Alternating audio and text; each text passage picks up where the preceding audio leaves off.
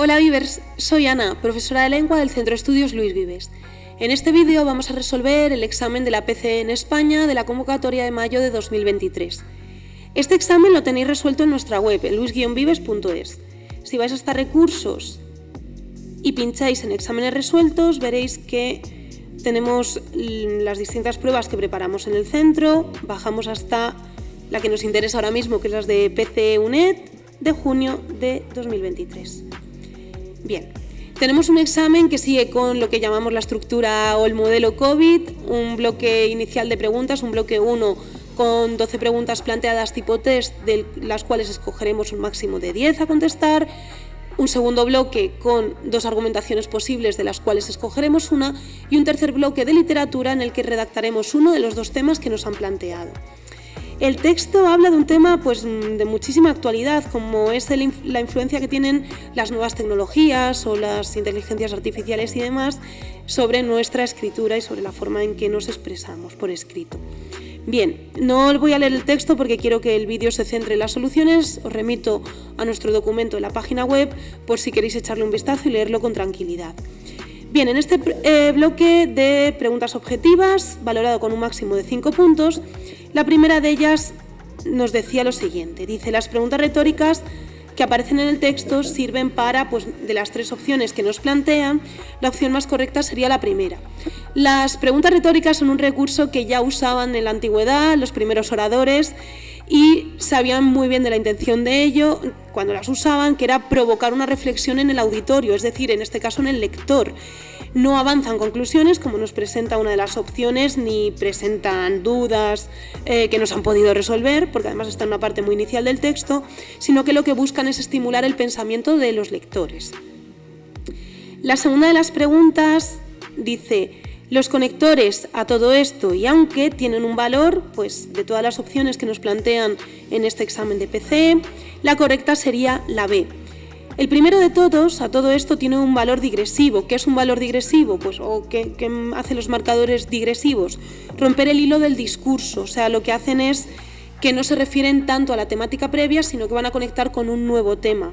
En el caso de aunque, que nos sonará muchísimo más porque es un nexo de subordinadas adverbiales, lo que aporta es un valor concesivo. Hay una dificultad, hay un impedimento, un obstáculo, una oposición a lo que va a anunciar después ese marcador. No un impedimento de que haga que se prohíba algo, que sea imposible realizar lo que va a decir, sino, lo que os digo, una dificultad o un obstáculo. La tercera de las preguntas es un clásico en los exámenes de la PCE. Dice, una de las ideas principales del texto es la siguiente, la opción correcta va a ser la C, que dice que la tecnología mejora la competencia escrita de los estudiantes, aumenta la calidad y la extensión de los escritos e influye de manera positiva en la motivación. Todo esto lo tenéis recogido sobre todo en el 4º y 5º párrafo del texto. La primera es errónea, la primera que dice el uso de la tecnología mejora la capacidad de escrita de los estudiantes, pero los textos que producen cuando usan herramientas tecnológicas son más cortos y simples, es errónea. Ya os digo que son más cortos, no se dice sino todo lo contrario, se dice en el 4º párrafo, al final del 4º párrafo. Y la B, que dice que los estudios demuestran que la tecnología bien usada mejora sobre todo la caligrafía y el conocimiento gramatical de los estudiantes, tiene una parte cierta y es verdad que mejora la caligrafía y el conocimiento de la gramática, pero no sobre todo eso, mejora un montón de cosas más, entre ellas la caligrafía y la gramática. La cuarta pregunta va acerca de morfología. Dice, las palabras repasar y desarrollado, bien, la opción correcta sería la opción C. La primera se ha creado por prefijación y sufijación. Re, evidentemente, es un prefijo. Esta palabra se ha formado por paso, pasar, repasar. Ar sería la sufijación. Y la segunda, desarrollado por sufijación. Fijaos que la diferencia entre la opción A, la B la opción A, B y C está sobre todo en la palabra desarrollado. En la opción A nos dice que son parasintéticas, pero no puede ser cierto porque para empezar des no es un prefijo, entonces la A no sería correcta por eso y ese mismo razonamiento hace que la B no pueda ser correcta, ¿vale? O sea, como en des no tenemos un prefijo, ni la A ni la B podrían ser correctas. La palabra dispositivo. He de reconocer que esta nos ha dado algún quebradero de cabeza en el centro y quiero detenerme en explicar por qué hemos optado porque nuestra solución sería la opción B, a espera de lo que diga en la UNED este año. Bien, la estructura morfológica de la palabra dispositivo es, y nos dan 3 opciones con diferentes estructuras morfológicas separando un lexema distinto, o prefijos y sufijos. La lengua puede hacer un estudio de las palabras en función de la actualidad, eso es un estudio sincrónico, o en función de la evolución de la palabra, eso es un estudio diacrónico. En la actualidad, la palabra dispositivo sería toda ella lexema, es una palabra primitiva, ¿de acuerdo? No tiene otros componentes dentro de ella. Como ninguna de estas opciones se ofrece en el examen, lo que os decía, desde el Centro de Estudios Luis Vives, hemos abordado un estudio diacrónico de esta palabra. Teniendo en cuenta sus orígenes, hemos de decir que la palabra dispositivo se ha formado por raíces latinas y sería dis como un prefijo que indica de arriba abajo, positus que viene de puesto, sería su base, su raíz, su lexema, y por último ivo, que sería un sufijo que indica la relación activa o pasiva acerca de algo. El dispositivo al final sería una palabra que significa que está bien puesto para producir una acción, ¿de acuerdo? Ya os digo que es una palabra que nos ha dado muchos quebraderos de cabeza y tras muchas consultas en manuales y sitios de referencia hemos optado por que esta sea la opción que desde el Centro de Estudios Luis Vives marcamos. Avanzamos un poquito más, vamos a la pregunta número 6, en la que nos pregunta acerca del significado del prefijo meta en la palabra metaanálisis. Pues en este caso, meta sería acerca de. En grado sumo sería si tuviéramos, por ejemplo, el prefijo extra, extra suave, es que es más que suave, tiene la suavidad en grado máximo. Y a través de algo sería normalmente el prefijo trans o tras, ¿de acuerdo? Que es una de sus variantes. Vamos a la sintaxis. La pregunta número 7 dice, en el fragmento se ha demostrado que cuando los estudiantes emplean herramientas como los detectores de errores, cometen un menor número de errores ortográficos y gramaticales que aquellos que no utilizan la tecnología. El sujeto del verbo subrayado es, pues el sujeto es los estudiantes. Los estudiantes cometen, el estudiante comete. Recordad que la prueba del sujeto es la concordancia. Si el verbo está en singular, sujeto también tiene que estar en singular, y si cambio a plural, cambiarían ambos, sujeto y verbo.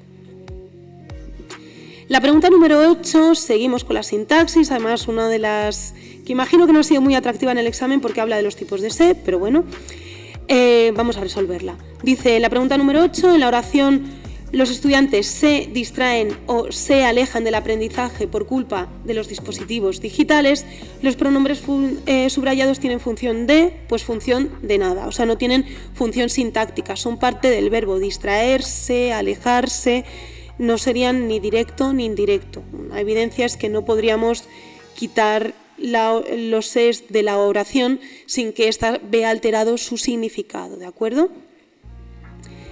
Otra pregunta más de sintaxis, en este caso la 9, dice, en la oración existen sistemas de tutoría inteligente que guían a los estudiantes durante todo el proceso de escritura. La oración, o sea, la opción correcta sería la A, que es aquella que dice que es una oración subordinada adjetiva de relativo especificativa.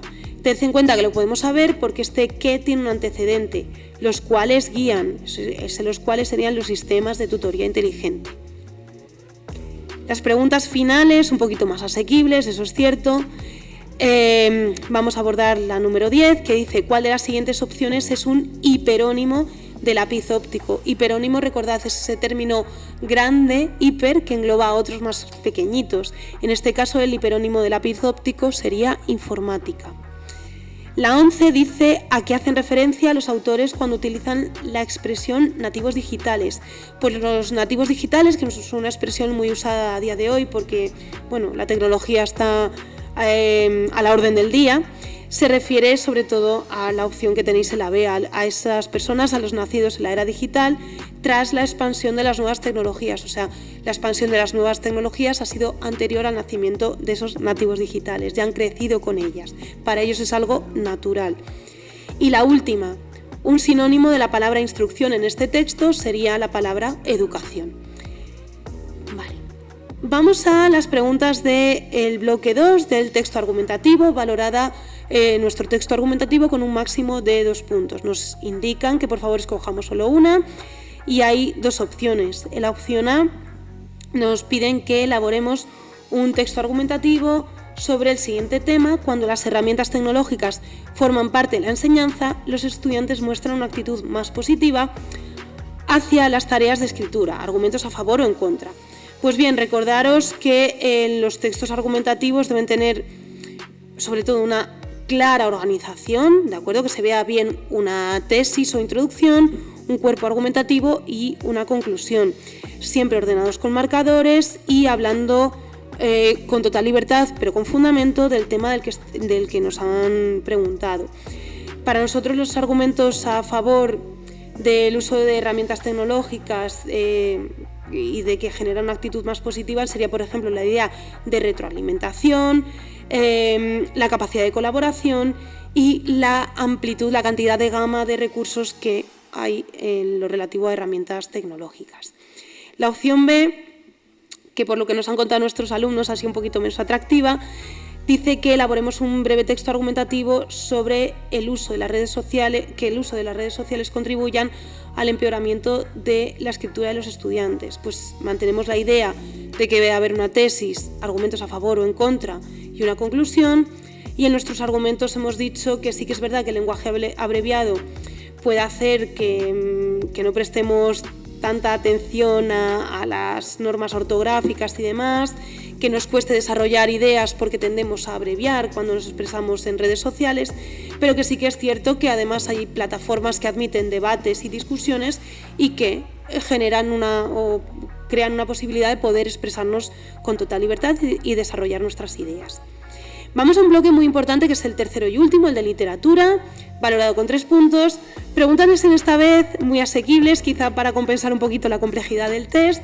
En la primera nos preguntan acerca del modernismo. Ya sabéis, si habéis escogido esta opción tendréis que haber hablado del contexto histórico, el desastre del 98, ese declive por el que pasaba España a principios del siglo, la idea de que el modernismo viene de Francia, traído por el nicaragüense Rubén Darío, y hablamos de autores como podrían ser Rubén Darío, que acabo de mencionar, a los hermanos Machado, a Francisco Villaspesa, y podéis hablar, por supuesto, de las obras de cada uno de ellos.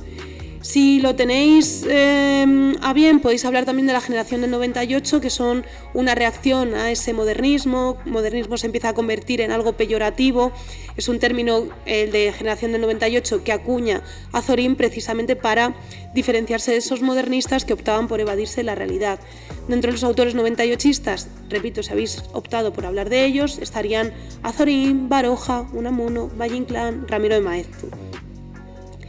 La opción B, generación del 27, un clásico muy querido, tendría que abordarse desde su contexto histórico. Estamos en unos años muy convulsos, la bancarrota de la Bolsa de Nueva York, la expansión de ideas supremacistas, por desgracia, en Europa.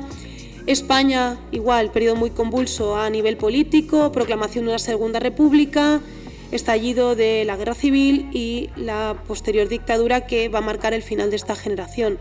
Sabemos que se llaman generación por la cantidad de vínculos en común que tienen, procedencias, edades, orígenes, ideas, defensa de la Segunda República, convivencia en esa residencia de estudiantes, y 27 porque es la fecha en la que se reúnen en el Ateneo de Sevilla para homenajear a Góngora.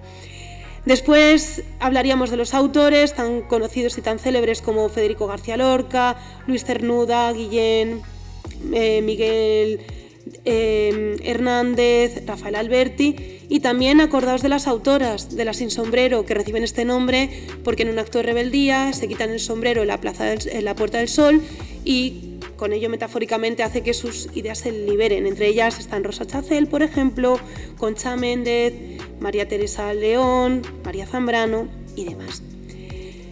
Vivers, espero que este examen os haya ido muy bien si es que os habéis presentado esta convocatoria y si estáis preparando el examen, que os ayude.